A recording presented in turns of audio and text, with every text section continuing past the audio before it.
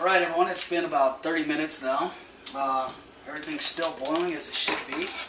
All the boil over has stopped, so we're safe. We're going to add our hops. I'll show you what these look like here.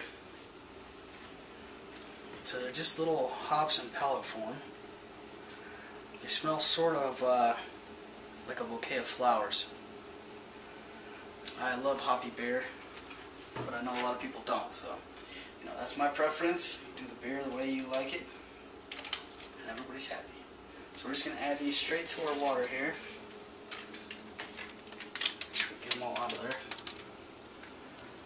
And we're going to stir it up. Okay. Now right away they start to dissolve and blend in with the malt. And that's where your beer gets that nice color. All your flavors, all your aromas, everything just starts to come right out of that. Alright, now, as I said before, we've got an hour of boiling time. So, this is our wort.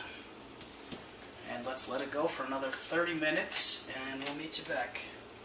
Alright, welcome back. Looks like everything is finally done boiling, so we've got our wort and it is ready to go. Okay, so this is a nice sanitized carboy. I took it, I did a little bleach mixture with it, it's all sanitized, ready to go. And what we're going to do here is add our wort to it. So we're going to take our funnel, and I've got 3 gallons of cold water that I just filled in our ale pail here, okay? So we're going to add the hot to the cold, and the carboy, let's see, the carboy is going to be okay just because we're not going to overdo it. So we'll be sure to add the cold water first.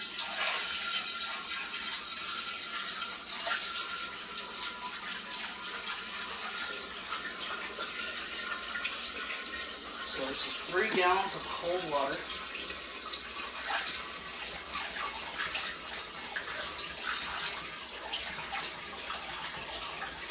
And I did filter this water, only because we weren't boiling it, so I wanted to get out all the, anything bad that we needed to. And I just used a little pure faucet filter for this part. So that removes 99% of the bad stuff, so it claims. Alright, so we're going to stir our wort one more time.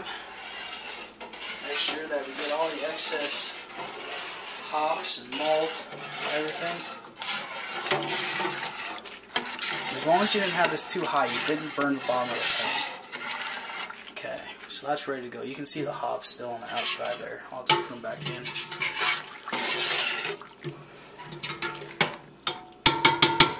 Alright, take this, let me grab a pot over here, I won't burn myself.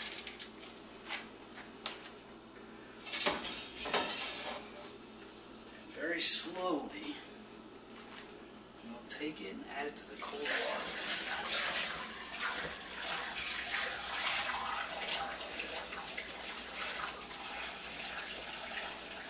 Now, if we were going to boil our yeast, our wheat. If we're going to boil our wheat together with this, I would take a strainer and strain out any particles.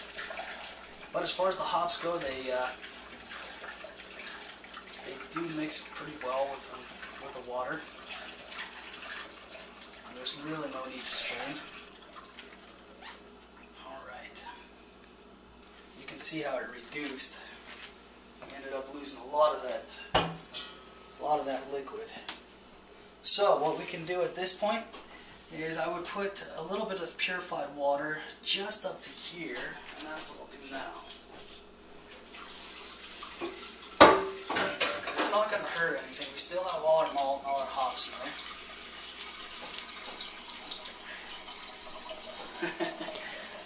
Apparently the dog likes it too.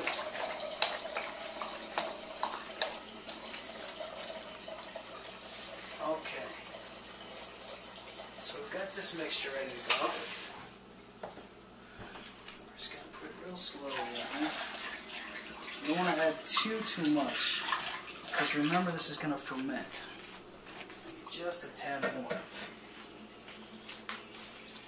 You can see the steam in there, but the carboy is fine because it mixed with that cold water. So we're probably around 70 degrees as far as our temperature goes. Let's add the rest of this and we should be fine. Okay. That looks about where we want it to be. Okay. Now, this is where we want to make sure that everything is cooled off properly. Like I said, we don't want to burn our yeast. So we're going to take this, try to shake it just a little bit without dropping it.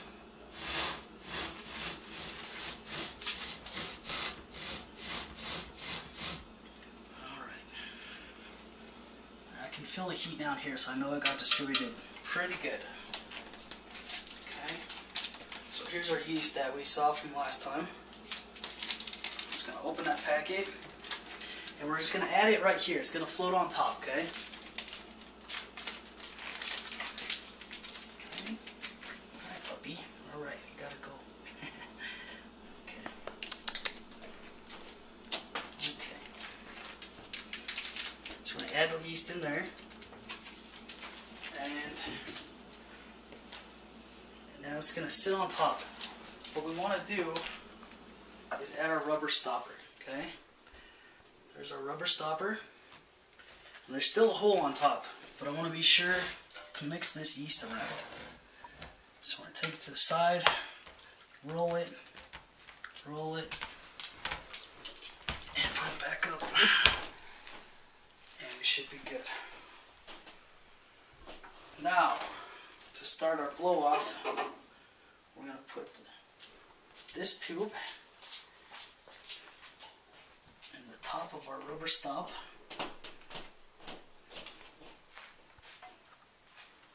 It doesn't want to go.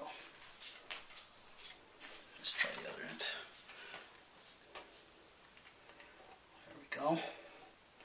Okay, push it down as far as it'll go. And we're going to take a cup of water.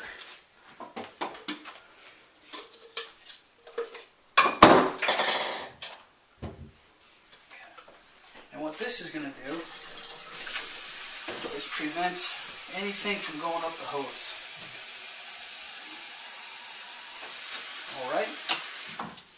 So I'll take this into the hose and I'll put it right in here.